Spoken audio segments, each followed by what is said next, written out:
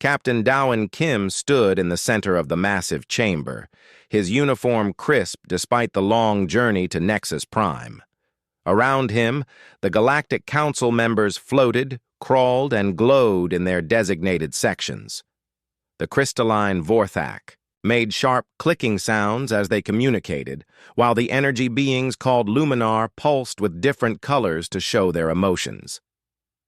Dowan kept his face calm, but inside he felt sick. This was not going the way Earth had hoped. The council's speaker, a tall Vorthak named Crystalex, rose from his platform. His voice echoed through the chamber like breaking glass. The council has reached its decision regarding the species known as humans. Back on Earth, Admiral Hyunwoo Park watched through a hologram projector in the command center.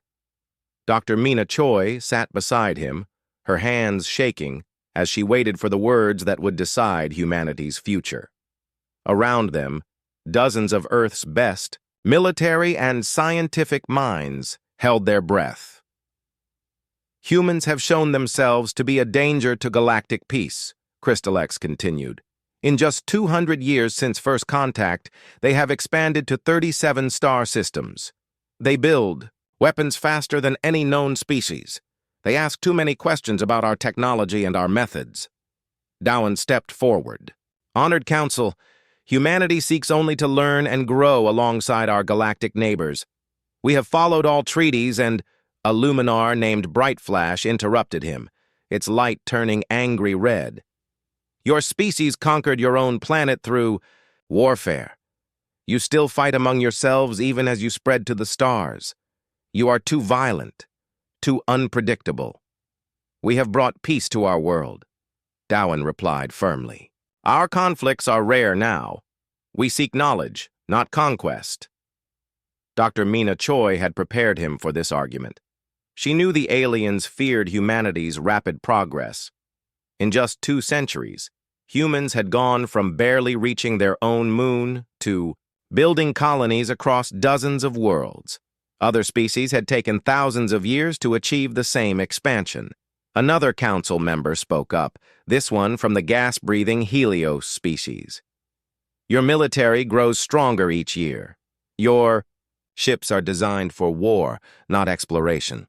Every species needs to defend itself, Dowan said. We have never attacked another civilization unprovoked. But you have the capability, Crystalex said, his crystal body ringing like a bell. And your species shows no signs of slowing down. You learn too quickly. You adapt too fast. You refuse to accept limits. Admiral Park clenched his fists as he watched from Earth. This was exactly what they had feared. The aliens were not judging humanity for crimes committed, but for potential threats. They were afraid of what humans might become. Crystalex continued the pronouncement. The Galactic Council hereby declares humanity a restricted species. You will be confined to your home system. All human colonies outside the Sol system must be abandoned within 1 standard year. That's impossible, Dowan shouted, his diplomatic training finally cracking. We have millions of people living on those worlds, families, children, entire communities. They may return to Earth or remain as permanent exiles from galactic civilization, a new voice said. This came from Kelvex, the Vorthak War Master whose job it was to enforce council decisions. We will construct a barrier around your entire system. No human ship will be able to leave. No alien ship will be able to enter. Dr. Mina Choi spoke urgently to Admiral Park. They can't do this. It violates every principle of galactic law they taught us. Apparently those laws don't apply. To us, Park replied bitterly. On Nexus Prime, Dowan made one last attempt. Give us a chance to prove ourselves. Set conditions we must meet. Test us. Don't condemn an entire species for fears about the future. Bright Flash pulsed with cold blue light. The decision is final. Your species will have 1 year to comply. Any human found outside the Sol system after that time will be considered a hostile entity. The chamber filled with the sounds of different alien languages as council members discussed implementation details. Dowan realized they were not even talking to him anymore. In their minds, humanity had already been erased from galactic civilization. Admiral, Park stood up in the Earth Command Center. Recall all diplomatic missions immediately. Send word to every human colony. They need to know what's coming. Dr. Choi was reading data from her tablet, her face pale. Hyunwoo, our long-range sensors are detecting massive energy readings throughout the galaxy. They're not waiting. They're building the barrier right now. Through the hologram, they watched. Dowan being escorted from the council chamber by floating security drones. The captain looked directly at the camera, knowing his words would reach Earth. They've made their choice, he said quietly. Now we have to make ours. The transmission cut out as the first phase of the barrier activated. Earth's communication. Arrays went silent one by one as quantum interference blocked all signals beyond the solar system. In the weeks that followed, refugee ships began arriving from human colonies. Families packed everything they could carry, leaving behind homes they had built with their own hands. Some colonies chose to stay, accepting exile rather than abandoning their new worlds. Earth would never know what happened to them. Captain, Yumbi Kang commanded one of the last ships to make it through the barrier before it fully activated. Her vessel carried refugees from the mining colony on Kepler 442b. As they approached Earth's orbit, she watched through her viewports as a shimmering wall of energy surrounded the entire solar system. It's beautiful, said her navigator, Lieutenant Sunwoo Kim. And terrifying. The barrier looked like an aurora that stretched across space itself, bands of green and blue light that pulsed with alien technology. Beyond it lay the galaxy that had rejected humanity. Within it, Earth and its remaining colonies were completely alone. President Ji-won Lee addressed the world that night from the United Earth Capitol. The global leader looked tired but determined as she spoke to billions of people who had just learned they were prisoners in their own solar system. Today, the Galactic Council told us we are too dangerous to exist among them, she said. They fear our potential. They fear our growth. They fear our questions. So they have tried to contain us, to limit us, to make us small. She paused, looking directly into the camera. They have made a mistake. They have given us time to grow without their interference. They have forced us to rely on ourselves instead of their charity. They have united every human under a single cause. General Soman Han watched the speech from the Military Command Center, already making plans. If humanity was going to be alone, they needed to be strong. The aliens had given them a prison, but they would turn it into a fortress. Dr. Mina Choi worked late into the night, studying the barrier technology. If the aliens could build such a thing, perhaps humans could learn to build it too. Perhaps they could even learn to break it. As Earth's day cycle ended and night fell across the continents, humanity began its exile. They had been judged unworthy of galactic civilization. Soon, the galaxy would learn whether that judgment was correct. The barrier hummed with alien power, keeping humanity locked away from the stars. But inside that barrier, 8 billion humans began to plan their return. 15 years had passed since the barrier went up around the Sol system. Earth looked very different now. Where once there had been separate nations competing against each other, now there was only the Terran Dominion. President Ji-won Lee had died 5 years ago, but her vision lived on under the new government. President Hae-jin Lee, no relation to the former leader, stood at the window of the Dominion headquarters on Mars. The red planet had been transformed into humanity's military and industrial center. Massive factories stretched across the horizon, producing ships and weapons unlike anything that had existed before the exile.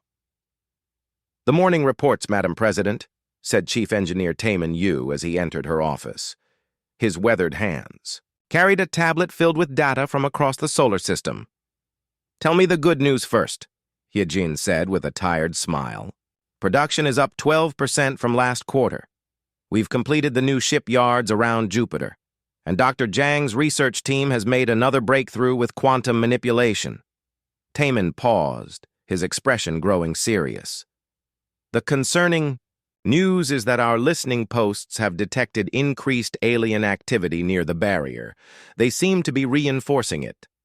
General Somin Han joined them, her military uniform bearing new insignia that marked her as Supreme Commander of Dominion Forces. She had aged well during the exile years, her experience turning her into one of humanity's most respected leaders. They're scared, Somin said simply. Our intelligence suggests they know we've been active. Captain Kang's deep space missions have not gone unnoticed. Captain Yunbi Kang had become legendary during the exile years. She commanded the first generation of ships designed specifically for long-range reconnaissance.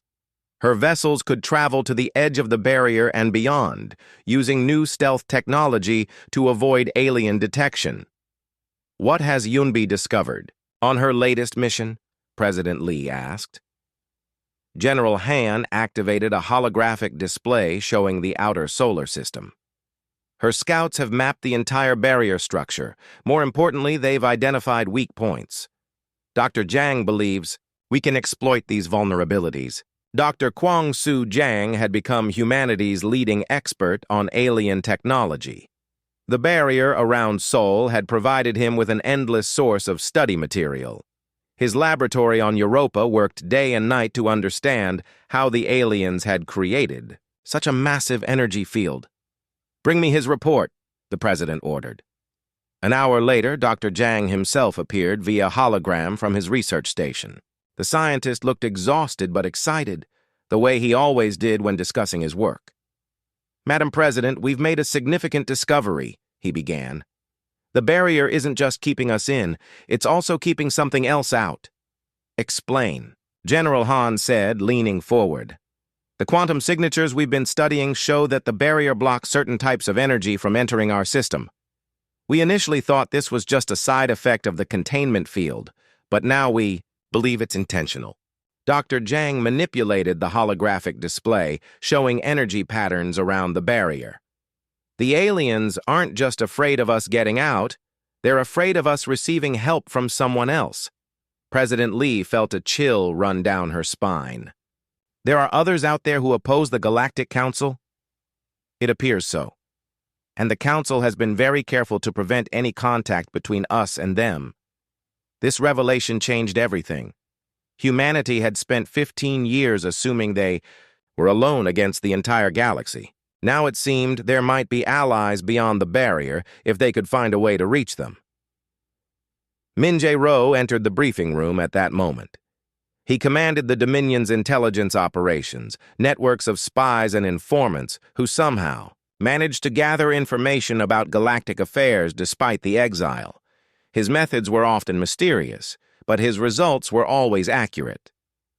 Min Jae, your timing is perfect, General Han said. What have your sources learned about potential allies? Min Jae's expression was grim. More than we hoped, and less than we need. Our quantum listening posts have intercepted communications suggesting widespread unrest in the outer galaxy. Dozens of species are questioning Council authority. He activated his own data display. The Council rules through fear and dependency. They provide technology and protection to member species, but only enough to keep them loyal. Any species that grows too powerful or too independent gets the same treatment we received. Exile? President Lee asked. If they're lucky, our intelligence suggests that some species simply disappear from galactic records. No exile, no explanation. They're just gone. The room fell silent as the implications sank in. The Galactic Council was not just controlling, but genocidal. Humanity's exile was actually mercy compared to what happened to other troublesome species. Dr. Da-Yoon Im spoke up from her position at the science station. She had been working with Dr. Zhang on the Barrier Project, focusing on practical applications of their theoretical discoveries. If we can create a breach in the barrier, we might be able to make contact with these other species, she said. My calculations suggest we could open a temporary portal, perhaps large enough for a small ship. How small? Captain Kang asked. She had been listening to the briefing through a communication link from her flagship. Single pilot, minimal equipment. It would be a one-way trip initially. We wouldn't be able to bring anyone back until we understand the technology better. President Lee looked around the room at humanity's best and brightest. These people had spent 15 years preparing for this moment, though they hadn't known it at the time. What are the risks? General Han answered honestly. If we try this and fail, the Council will know we've been working to escape. They might strengthen the barrier or take more direct action against us. And if we succeed, we make contact with potential allies. We learn about the galaxy beyond Council control. We take the first step toward ending our exile. Dr. Zhang added his thoughts. Madam President, our technology has advanced significantly during the isolation. We have weapons and ships that the Council has never seen. We've had 15 years to innovate without their oversight.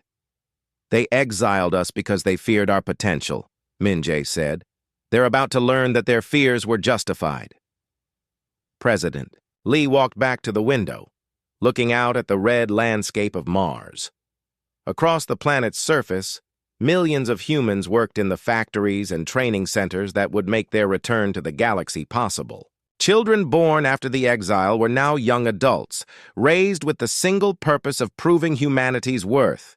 Commander Young-soo. "Oh, reporting for briefing," came a voice from the communication system. The military officer had been developing new combat tactics specifically designed to fight alien forces.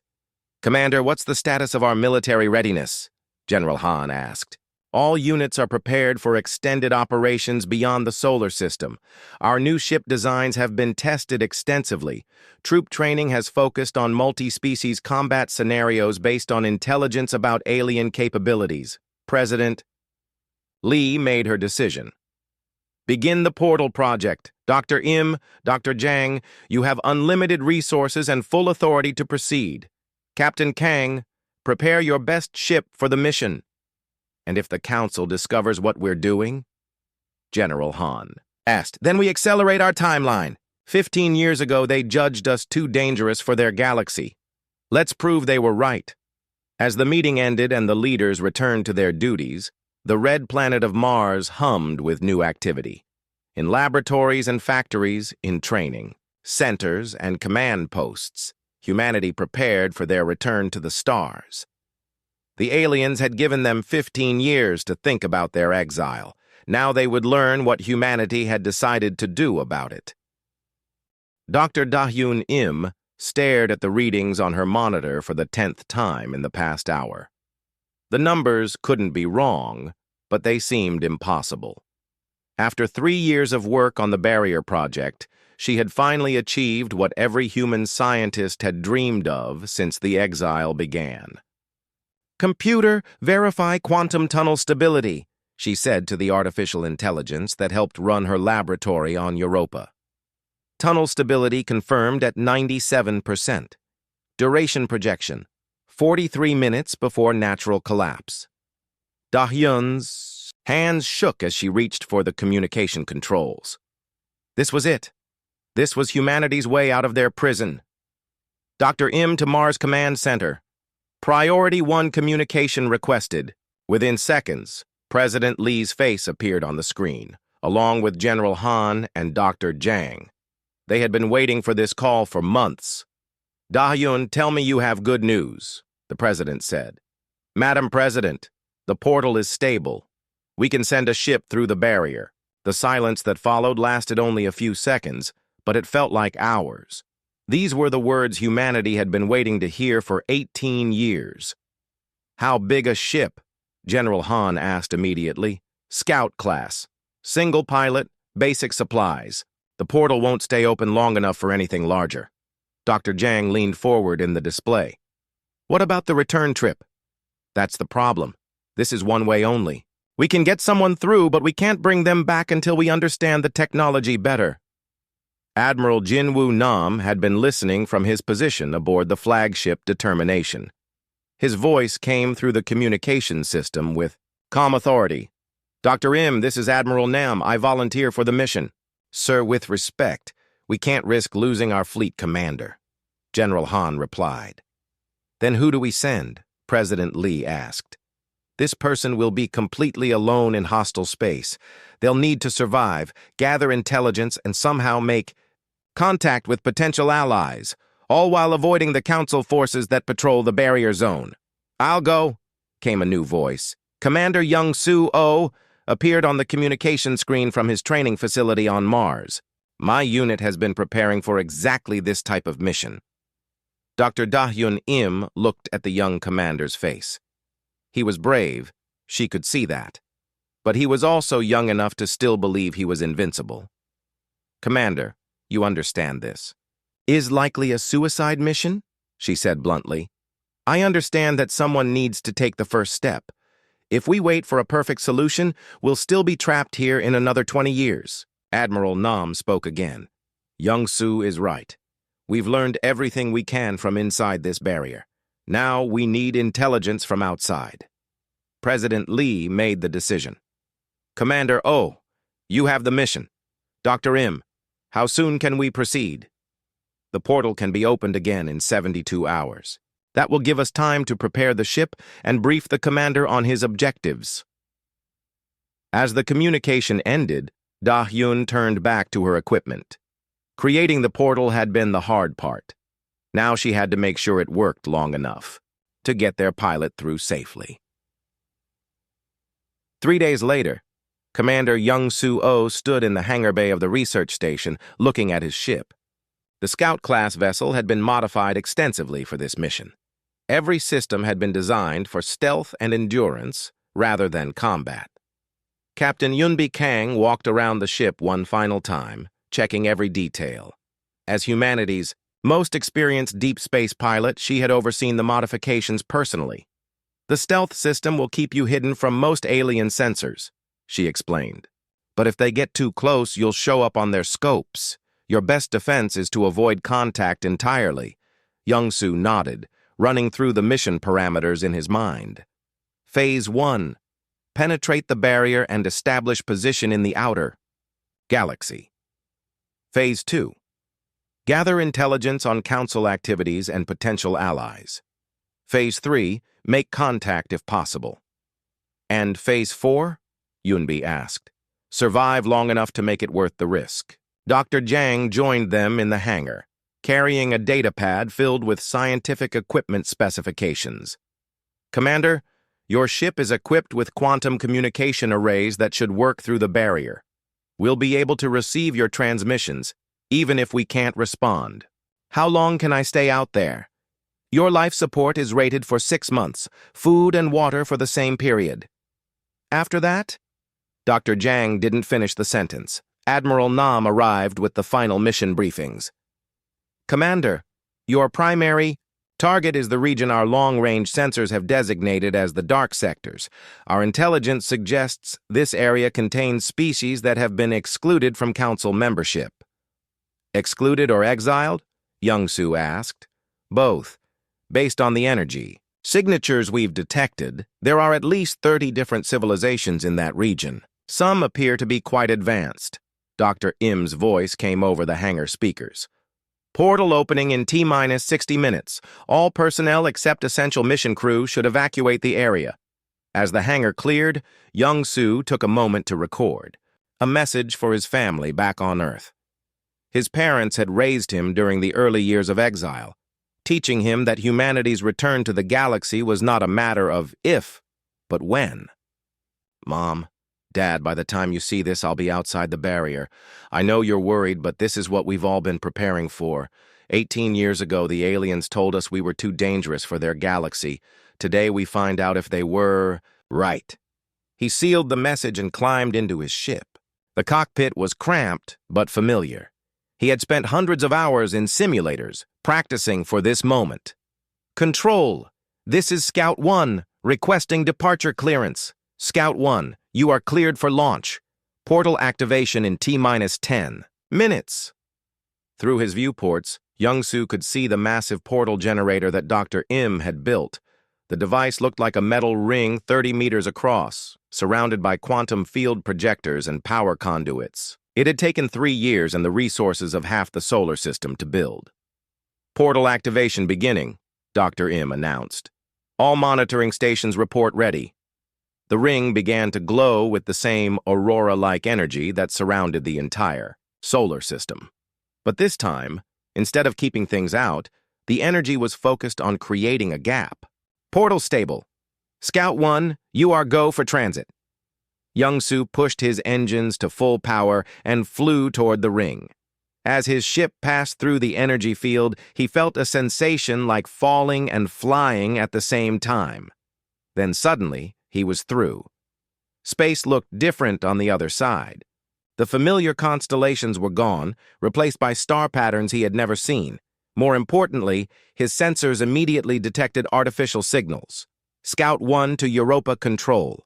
Transit successful. I'm reading multiple alien transmissions in this sector." Back on Europa, Dr. Im and her team watched their instruments as the portal collapsed behind the scout ship. They had done it. For the first time in 18 years, a human had left the Sol system. "Commander, we're receiving your transmission clearly," Admiral Nam responded. "Begin intelligence gathering operations. Good luck." Young-Soo adjusted his ships heading toward the nearest source of alien signals. His instruments showed at least 12 different energy signatures within scanning range. Some were clearly Council technology, but others were completely unknown. As he flew deeper into the dark sectors, his sensors detected something that made his heart race: the energy signature of a massive space battle happening right now. "Control. I'm detecting weapons fire. Multiple ships engaged in combat. Appears to be Council forces attacking an unknown species." "Can you identify the unknown species?" Young-Soo enhanced his sensor readings and studied the data. The attacking ships were definitely Vorthak crystal vessels and Luminar energy forms, but the defending ships were unlike anything in the Council. Database. Negative identification on the defenders. But Control, these ships are fighting back effectively. They're not helpless victims. Maintain distance and observe. Do not engage unless directly threatened. As Young-Soo watched the battle unfold, he realized that humanity was not alone in its opposition to the Galactic Council. There were others out here, fighting for their freedom. The question was whether they would welcome humanity as an ally or see them as just another threat in a hostile galaxy. Commander Young-Soo. O had been outside the barrier for 2 months now, and his ship's storage banks were filled with intelligence that would change everything. He had discovered that the galaxy was not the unified civilization the Council claimed it to be. Instead, it was a collection of oppressed species held together by fear and dependency. His current position was in orbit around a planet the locals called Karathi Prime. The reptilian inhabitants had been fighting Council forces for over a century, using guerrilla tactics and hidden bases to avoid complete destruction. They were suspicious of the strange human ship that had appeared in their space, but they hadn't attacked him yet. "Unknown vessel, you have been scanning our world for 6 days, came a transmission in accented but understandable English. "State your intentions or depart our system." Young-Soo had been waiting for this moment. First contact with a potential ally. "This is Commander Young-Soo O of the Terran Dominion. I seek dialogue with your leaders regarding mutual interests concerning the Galactic Council." "Terran? That designation is not in our records." "We are the species the Council calls humans. We were exiled from galactic civilization 18 years ago." The communication line went silent for several minutes. When it reopened, the voice sounded different, more interested. "Commander O, you are granted landing permission at coordinates we are transmitting to your ship. Be aware that any hostile action will result in immediate destruction of your vessel." 20 minutes later, Young-Soo found himself in a metal chamber, deep underground, facing 3 Karathi officers. They were impressive beings, standing over 2 meters tall with scaled skin that shifted color based on their emotions. Currently, they were displaying cautious yellow patterns. "I am War Leader Vextar," said the largest of the 3. These are my advisors, Scoutmaster Threx and Tech Specialist Keelan. You claim to represent the exiled humans. I do. My people have spent 18 years in isolation preparing for our return to galactic affairs. War Leader Vextar's scales shifted to show mild amusement. Return?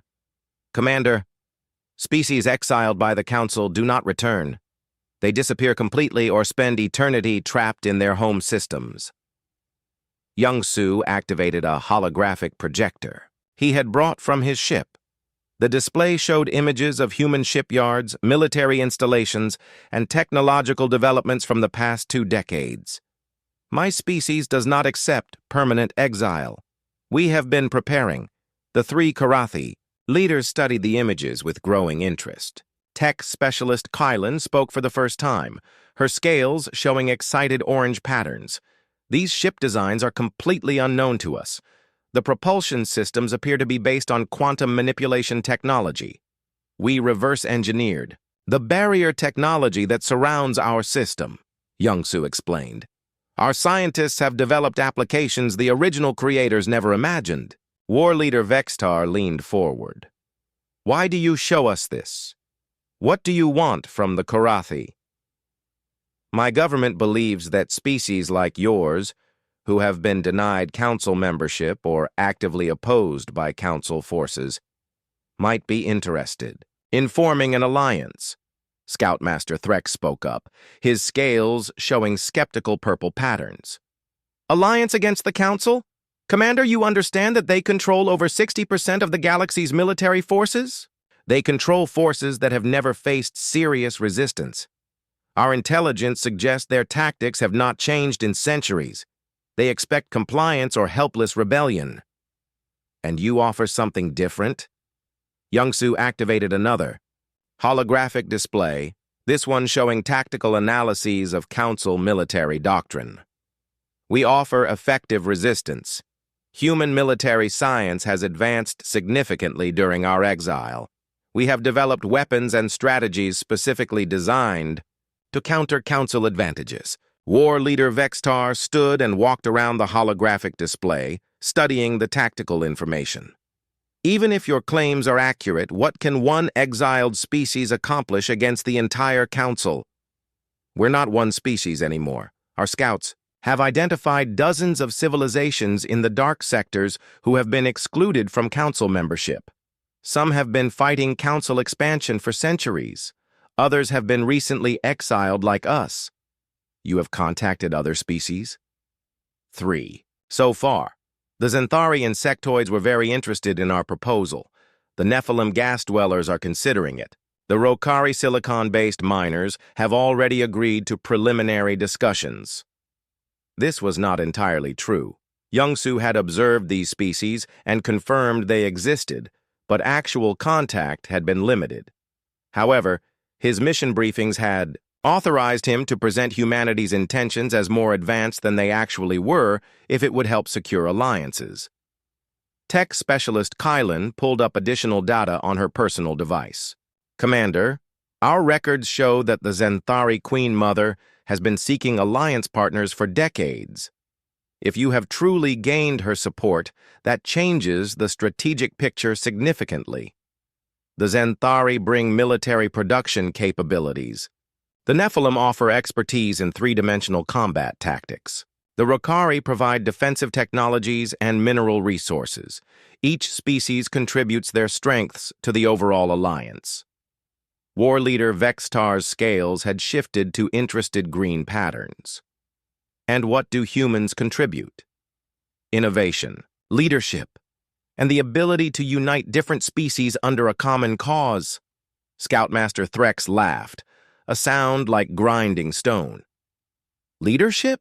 Commander, you are asking us to follow a species that has been locked away from galactic affairs for 2 decades.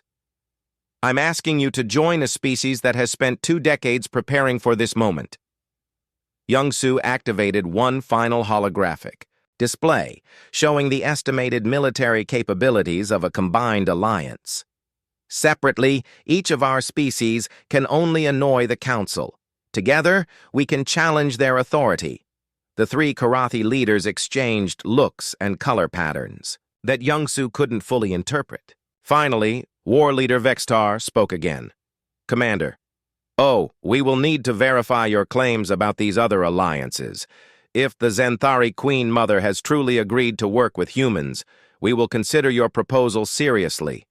I can arrange communications with our other potential allies. My ship has quantum communication equipment that can reach anywhere in this sector. Then we will test your technology and your truthfulness. If both prove adequate, the Karathi may be willing to discuss terms." 3 weeks later, Youngsu found himself participating in the first multi-species conference in the history of the Dark Sectors.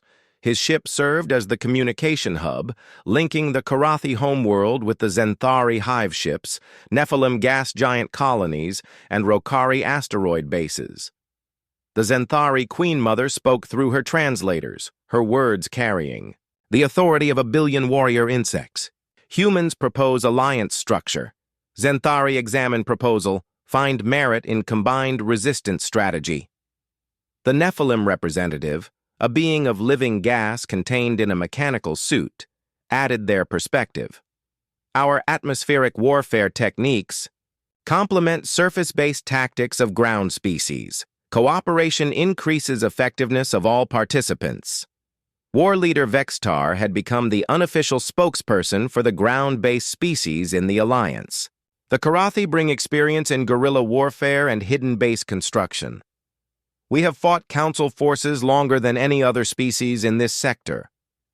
The Rokari delegate, speaking through a mechanical translator, offered their contribution. Our people control mineral extraction in 17 systems. Raw materials for ship construction available in unlimited quantities.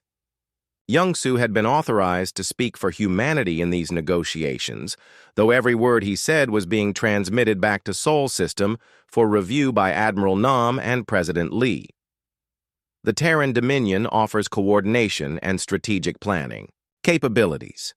Our military analysts have developed combined tactics that utilize each species' strengths while minimizing individual weaknesses. Over the following months, the alliance took shape.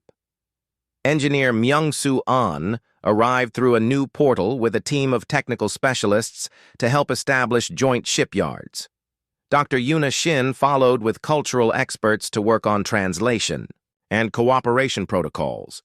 Diplomat Sunwoo Kim came through on the third portal opening, carrying formal authorization from President Lee to negotiate binding agreements. His first meeting with the allied species leaders took place on a neutral asteroid base constructed jointly by all participants. This alliance represents more than military cooperation, Sunwoo told the gathered delegates. We are creating a new model for galactic civilization, one based on mutual respect rather than domination. The Zenthari Queen Mother's response was translated as approval mixed with caution.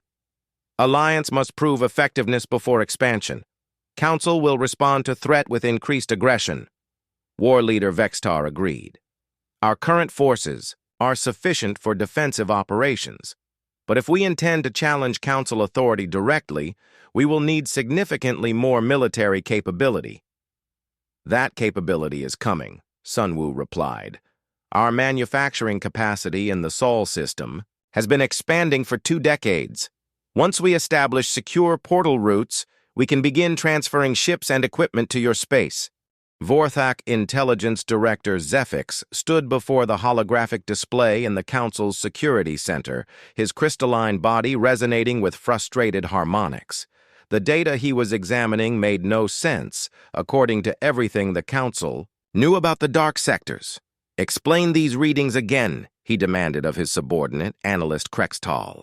Sir, 17 of our monitoring stations in the outer regions have gone silent over the past 6 months. Additionally, we're detecting organized resistance movements among species we classified as primitive or contained. Zefix manipulated the display to show the affected areas. The missing stations formed a rough pattern around what Council maps designated as the dark sectors, regions they largely ignored because they contained only inferior species. What about our patrol fleets? 3 squadrons have reported unusual Encounters. Ships using unknown technology, tactics that don't match any species in our databases. Admiral Photonus, the Luminar fleet commander, materialized in the briefing room as a controlled energy form. His light patterns showed deep concern. Zephix, my scouts have detected quantum signatures that match the barrier technology around the human system, Photonus pulsed. But these readings are coming from deep space, far from the Sol containment zone. Impossible. Human technology is contained within their system. Our barrier prevents any escape. Then explain how human quantum signatures are appearing in multiple sectors simultaneously. Meanwhile, Colonel J-Ho Moon crouched in the maintenance tunnels of a Vorthak supply station, his stealth suit keeping him invisible to alien sensors. His mission was simple: plant monitoring devices and extract intelligence about Council military movements. The intelligence he gathered would be transmitted through quantum channels back to the Alliance Coordination Center, where it would be analyzed and distributed to resistance cells throughout the galaxy. Package delivered, he whispered into his communicator, moving to extraction point. Behind him, tiny devices no larger than dust particles attached themselves to the station's communication arrays. These quantum bugs would intercept and relay Council transmissions for months before their power cells depleted. Similar operations were happening simultaneously across a dozen different systems. Human Special Forces teams, working with alien resistance fighters, had infiltrated Council facilities throughout the outer regions. Captain Myung Seo commanded the stealth ship Silent Thunder, one of 12 such vessels operating in Council space.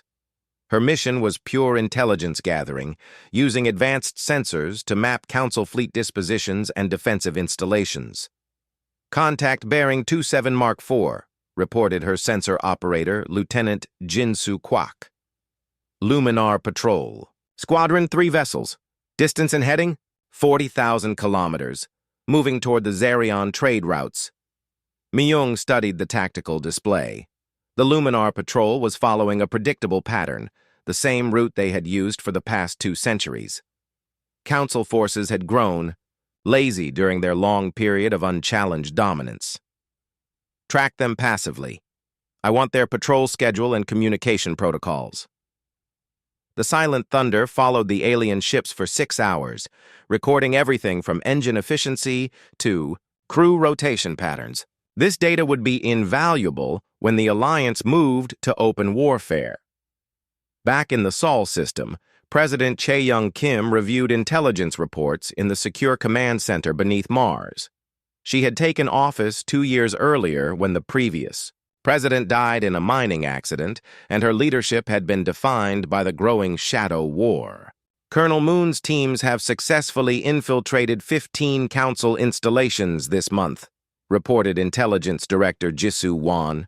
We now have real-time intelligence on Council fleet movements in 7 sectors. What about the resistance? Movements among Council member species? Growing faster than we anticipated. The Ursani bear people are in open rebellion on 3 worlds. The Finari bird species have withdrawn from Council military service. Even some Vorthak and Luminar individuals are questioning their leadership. General Heejin Bei joined the briefing via hologram from the Alliance Coordination Center. Madam President, our training programs are showing remarkable results.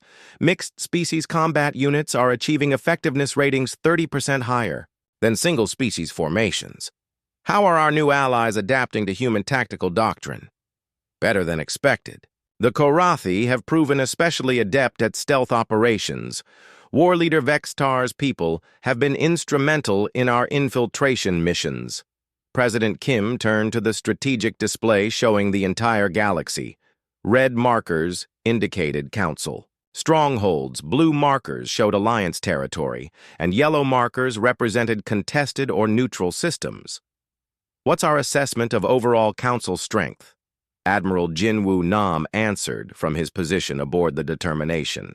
Their total fleet size is massive, but most of their ships are obsolete by our standards. More importantly, their forces are spread thin, maintaining control over 60,000 systems. And their response to our activities? confused and reactive. They're reinforcing random systems without understanding the pattern of our operations. They know something is happening, but they don't know what or where. This was the genius of the shadow war strategy developed by human military planners. Instead of building up for a single massive strike, they were conducting hundreds of small operations across the galaxy. Each mission individually was too small for the Council to worry about, but collectively they were mapping every aspect of Council military capability. Tech specialist Keelan of the Karathi had become the Alliance's expert on Council technology. Her latest report made for interesting reading. Council ships rely heavily on centralized command and control, she explained during a strategy meeting. Their individual vessels have limited autonomous capability. If we can disrupt their communication networks, their fleets become significantly less effective. Engineer Myung-Soo An had been working on exactly that problem. Our quantum disruption technology can interfere with Council communication systems. We can't shut them down completely, but we can create significant delays and distortions. Dr. Yuna Shin added the cultural intelligence perspective. Council species have been conditioned to follow orders without question for thousands of years. They have very little experience dealing with unpredictable tactics or rapid adaptation. Chief Growlex of the Yorsani spoke through the communication system from his rebel stronghold. Council forces expect either complete submission or helpless resistance. They are not prepared for organized, effective opposition. The Shadow War was having its intended effect. Council forces were becoming increasingly paranoid and reactive, seeing threats everywhere and trusting no one. Meanwhile, the Alliance was learning everything they needed to know about their enemy. Commander Seok Jin Woo led a raid on a Council intelligence facility, extracting data cores that contained detailed information about Council military doctrine and deployment patterns. The raid was timed to coincide with similar operations by Xanthari warriors and Nephilim infiltrators. Target secured, he reported as his team extracted from the facility. Package contains complete deployment schedules for the next 6 months. This intelligence revealed that the Council was planning a major operation in the dark sectors, intended to pacify the growing resistance movements. They were finally taking the threat seriously, but they still didn't understand what they were facing. War leader Vexatar coordinated the Alliance response from his command ship hidden in an asteroid field. Council forces are massing for an attack on the Xanthari outer colonies, fleet strength estimated at 400 vessels. Can the Xanthari defend against that kind of force? President Kim asked. Not alone, but they won't be alone. The Shadow War was about to become something much more visible. The Council was bringing the fight to the Alliance, and humanity was ready to show the galaxy what 18 years of preparation had accomplished. Alliance fleets began moving toward the target system, using routes mapped during months of reconnaissance missions. The ships were a mix of human, Karathi, Xanthari, Nephilim, and Rokari designs, each contributing their species' technological advantages. All units report ready for Phase 2 operations, Admiral Nam reported. The Shadow War is officially over. Then, let's show the Council what happens when you underestimate humanity, President Kim replied. The galaxy was about to learn that the humans had not spent 18 years in quiet exile. They had spent 18 years preparing for war. Admiral Dongmin Yoon's task force moved through the asteroid field like silent predators, their ship's stealth systems hiding them from the massive Council monitoring station ahead. The facility was a key intelligence hub for the entire sector, and capturing it intact would provide the Alliance with invaluable information about Council operations. Target acquired, reported Captain Seung-Hwan Cho from the lead assault ship. Station defenses appear minimal. They're not expecting an attack. This deep in Council space. Maintain stealth approach until we're in position, Dongmin ordered. Remember, we need this facility and its occupants intact. No excessive force. The monitoring station was a typical Council installation, built by the Vorthak with their characteristic crystal architecture. It hung in space like a massive geometric sculpture, beautiful and functional, but ultimately vulnerable to attackers who knew its weaknesses. "All units in position," reported squadron leaders across the task force. "Boarding teams ready for deployment. Execute." "Operation Insight," Dongmin commanded. The Alliance ships dropped their stealth fields simultaneously and swarmed the station from 6 different directions. The facility's automated defenses activated immediately, but they had been designed to repel single ships or small raiding parties, not a coordinated assault by dozens of vessels. Within 30 minutes, Alliance forces had secured all critical sections of the station. The Vorthak crew, led by General Quarex, had attempted to destroy their data cores but had been stopped by Karathi infiltrators who had been hiding inside the facility for weeks. Intelligence Officer Jisoo Wan supervised the extraction of both prisoners and data while combat engineers worked to disable the station's self-destruct systems. This was exactly the kind of intelligence coup the Alliance had been hoping for. "Admiral, we have General Quarex in custody," reported Major Hyun-Soo Kim from the detention area. "He's demanding to speak with whoever is in command. Bring him to the main conference room. I want to hear what he has to say." General Quarex was an impressive specimen, even for a Vorthak. His crystalline body was nearly 3 meters tall and resonated with harmonic frequencies that indicated extreme anger. When he spoke, his voice sounded like controlled avalanches. "You have made a grave error, Admiral. The Council will not tolerate this aggression. Your species will be completely eliminated for this action." Dongmin studied the alien general with calm interest. "General, which species do you think I represent?" "Obviously, you are Karathi rebels. No other species in this region has the capability for such an operation. Look more carefully at my uniform, General. Notice the insignia." Quarex's harmonic resonance changed to confusion as he examined the human symbols on Dongmin's uniform. "These markings are not in our database. What species are you?" "We are humans, General.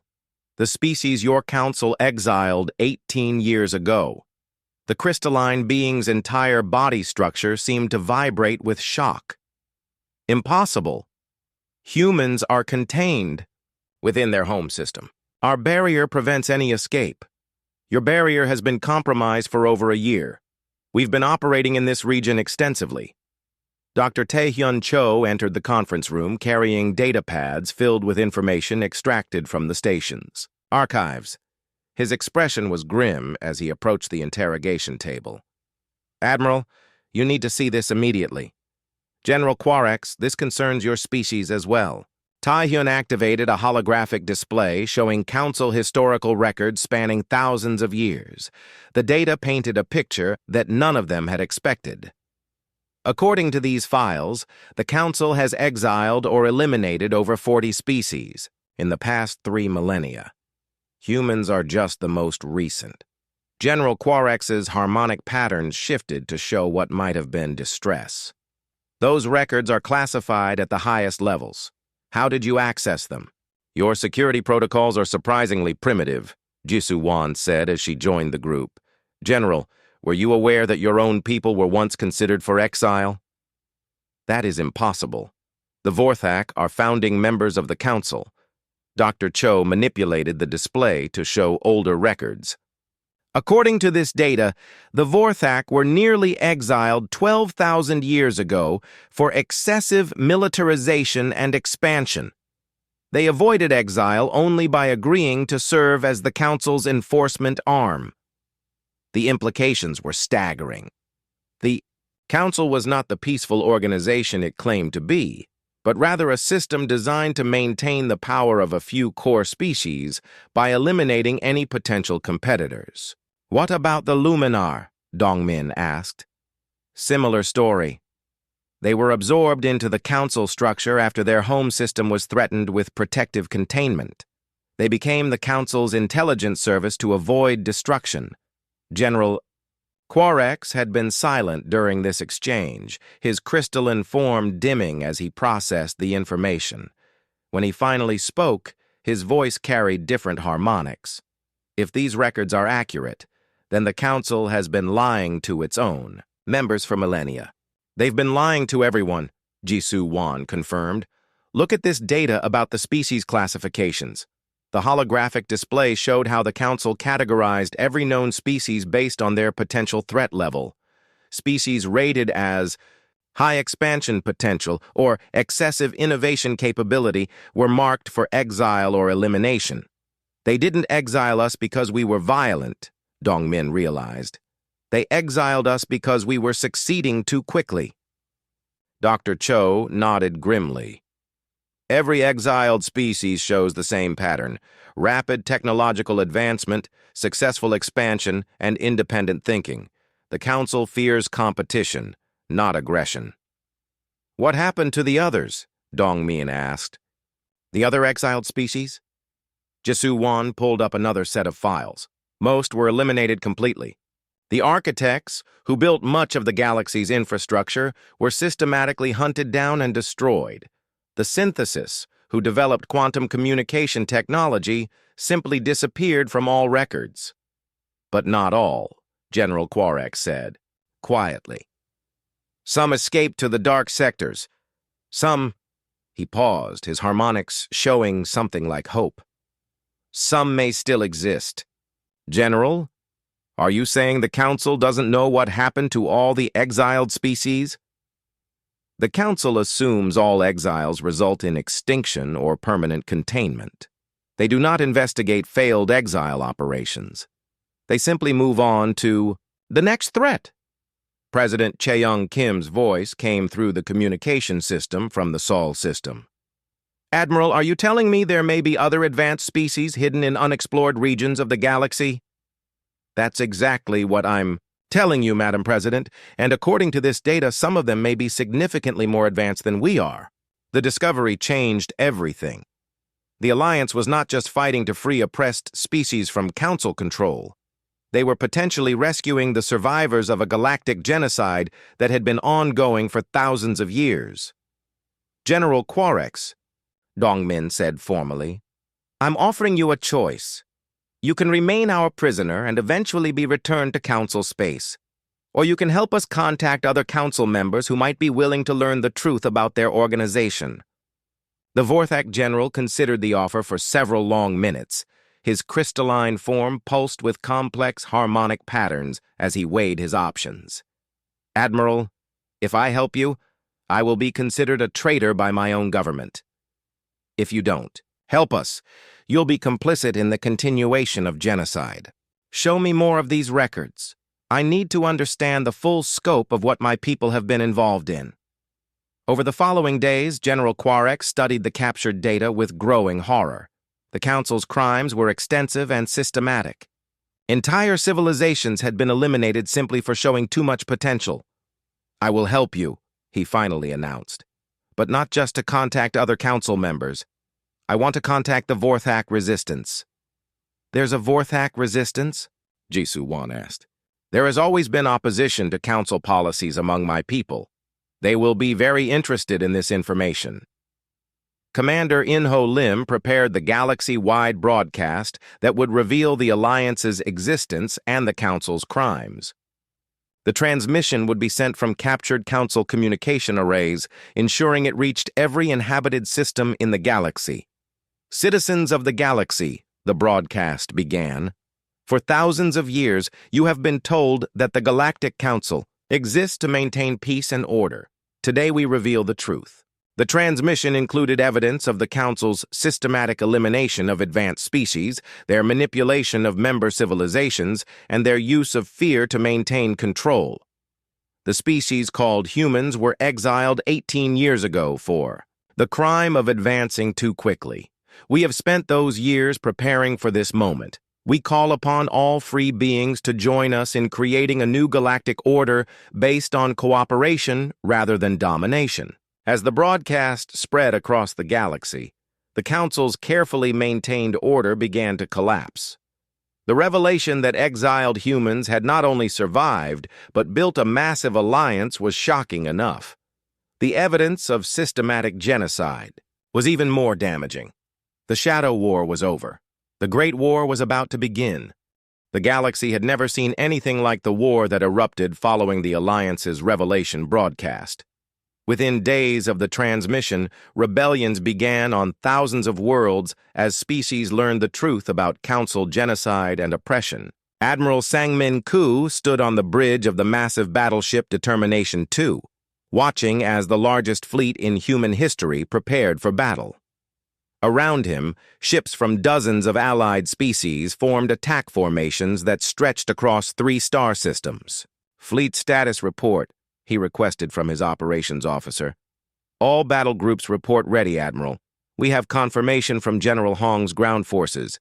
They're in position for planetary assault operations. General Yejin Hong commanded the Alliance's ground forces from her mobile command ship.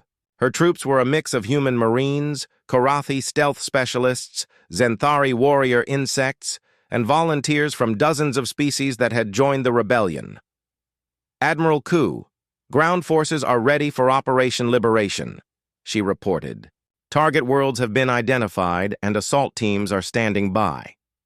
The first major engagement of the Great War took place in the Zerion system, where a massive council fleet under Supreme Coordinator Nexarius attempted to crush the rebellion before it could spread further. Enemy fleet detected, reported Captain Wu Jin-ju from his position commanding the Alliance Vanguard. Council forces number approximately 800 vessels.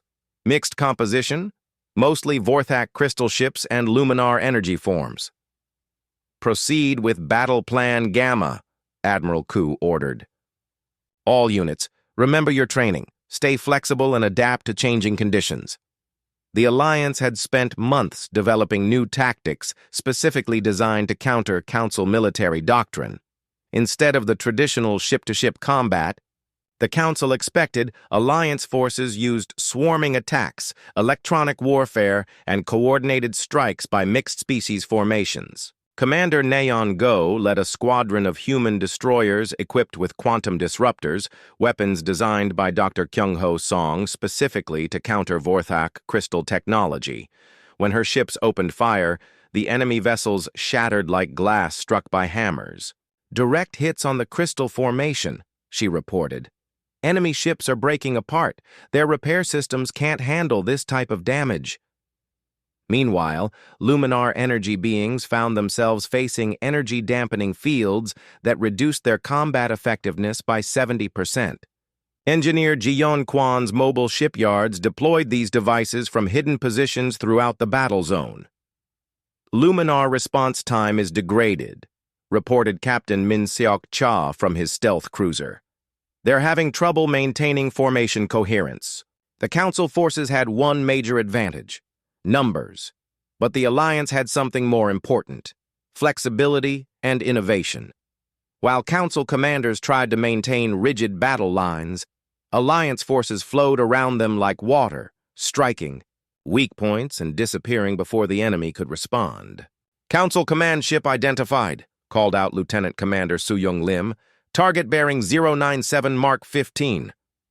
All assault units, focus fire on the command vessel, Admiral Koo ordered. Let's see how well they fight without central coordination.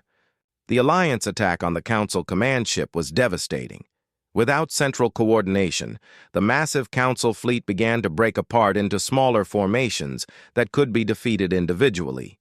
Supreme Coordinator Nexarius watched from his bridge as his carefully planned offensive collapsed around him. The rigid tactical doctrine that had served the Council for millennia was useless against enemies who refused to follow the rules.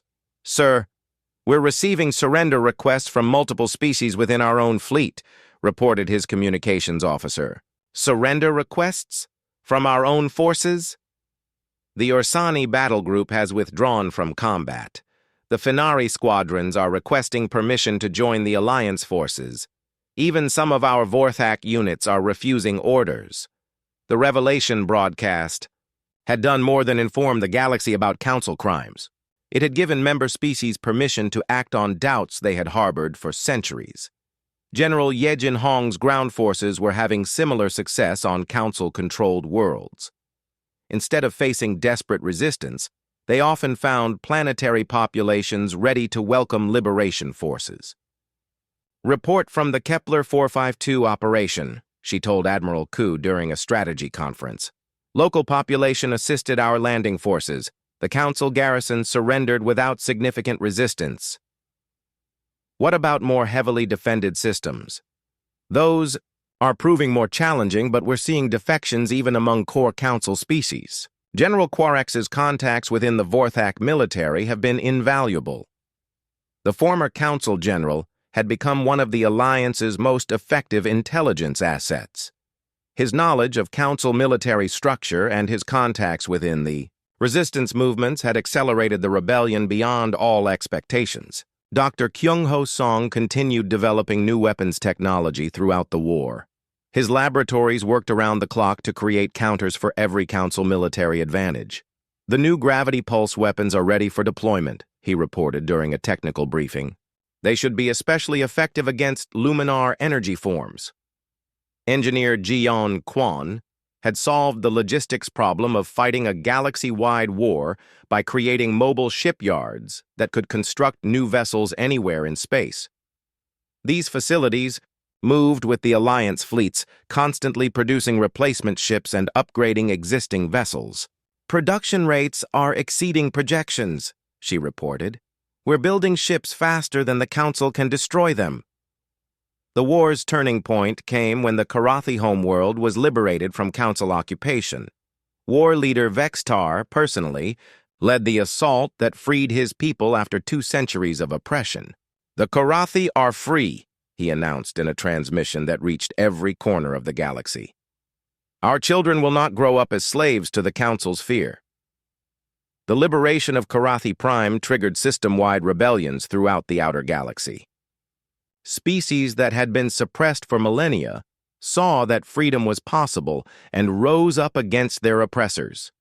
Captain Wu Jin-ju found himself commanding liberation fleets rather than combat forces as entire sectors declared independence from Council rule.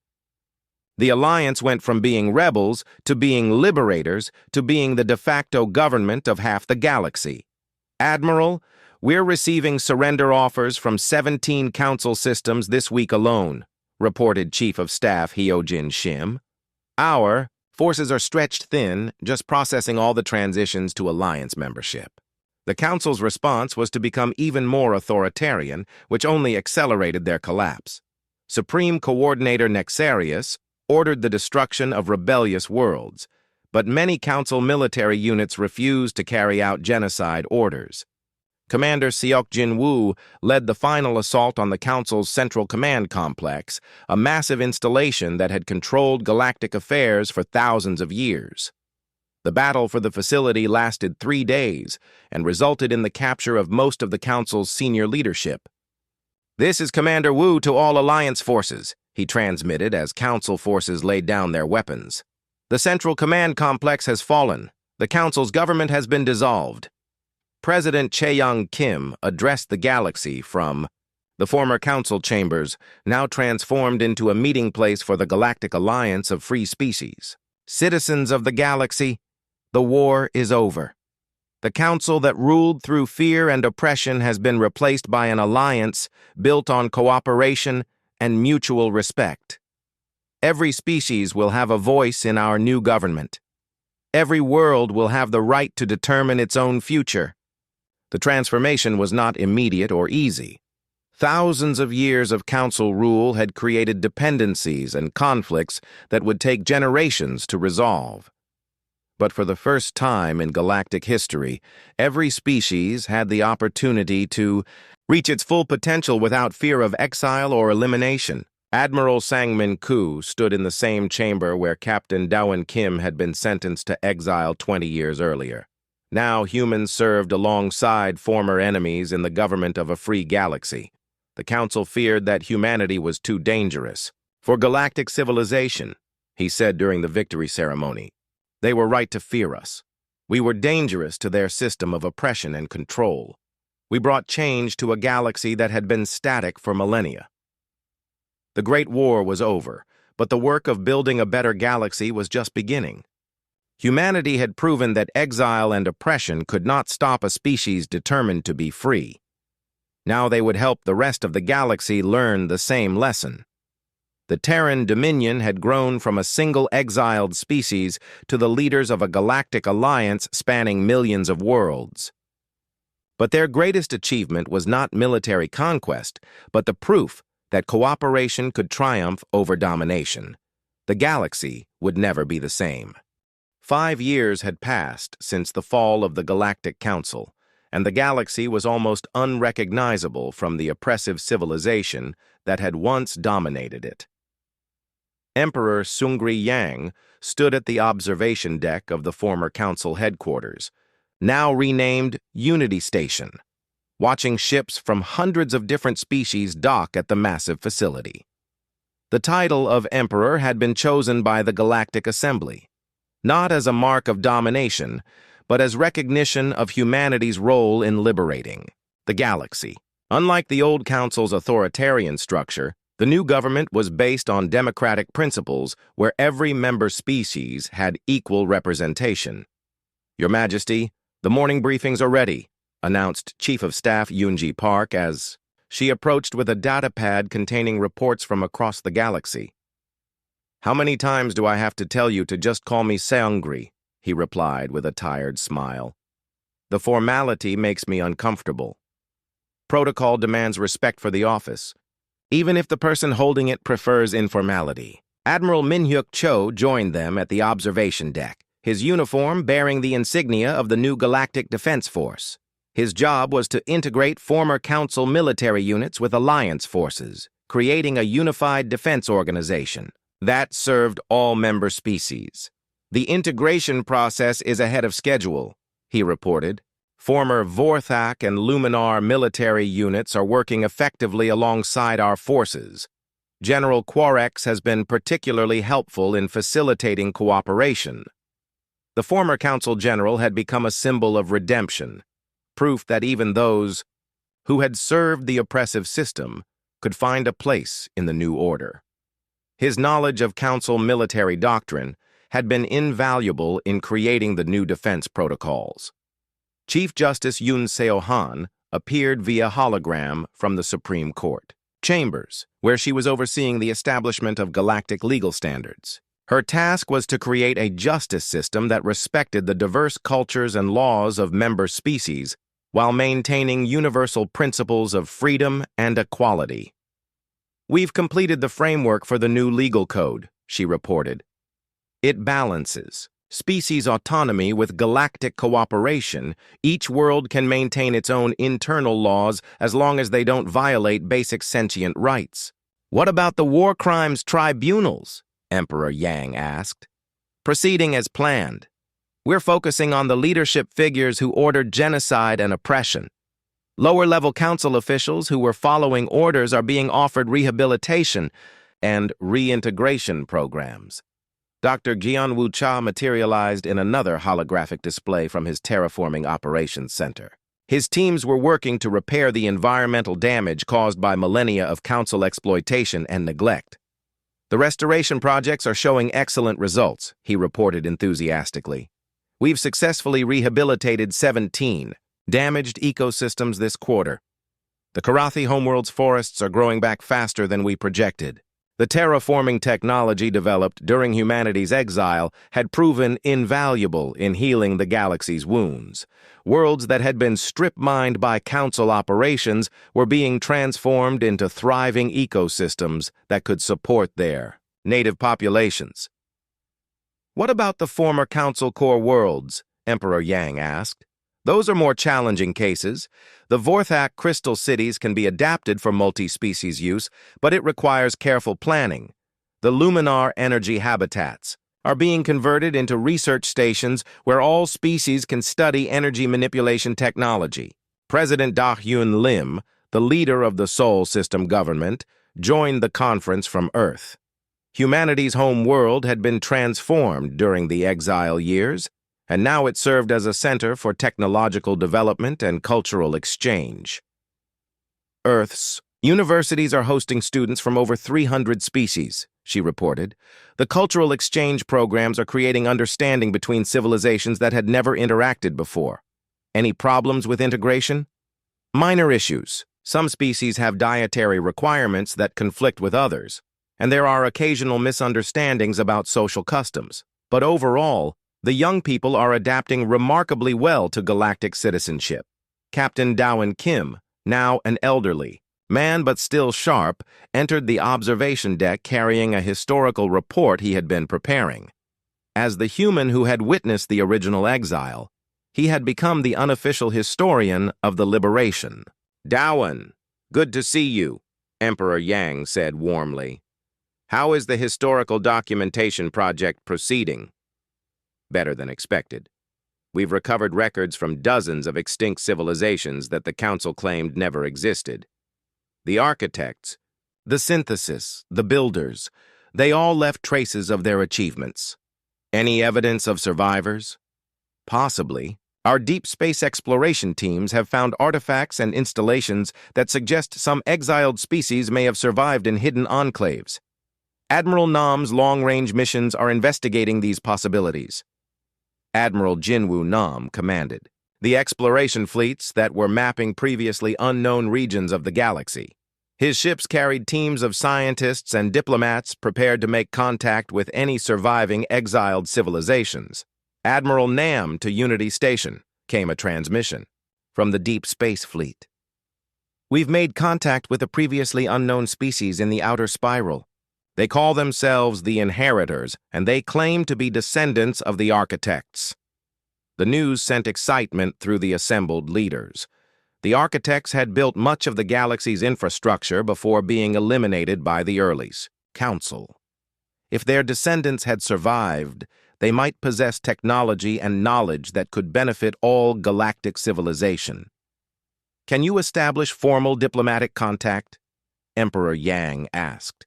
"Already in progress. They're cautious but interested in learning about the changes in galactic government. They've been hiding in this region for over 8,000 years. Dr. Min-Soo Cho, the Alliance's leading xenobiologist, had been studying the genetic and cultural diversity of the galaxy's liberated species. His research was helping to identify connections between different civilizations and understand how council oppression had affected natural development. "The diversity we're discovering is incredible," he reported during the science briefing. "The Council's classification system completely ignored the actual relationships between species. They were grouping civilizations based on political considerations rather than biological or cultural similarities." "What does that mean for governance?" Chief Justice Han asked. "It means we need to completely rebuild our understanding of galactic civilization. Species that the Council treated as enemies are actually closely related. Others that were forced into alliances have nothing in common except their oppression." Engineer Jiwon Kwan had been overseeing the construction of new infrastructure throughout the galaxy.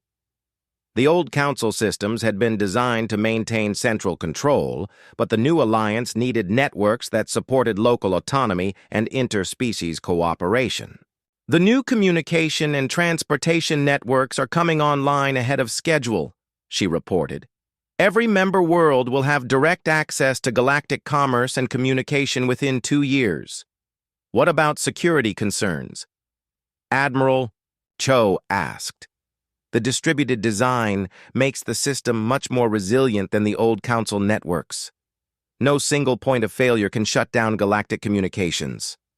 As the briefings concluded, Emperor Yang walked to the central chamber where the Galactic Assembly met. The vast hall had been redesigned to accommodate the physical needs of hundreds of different species.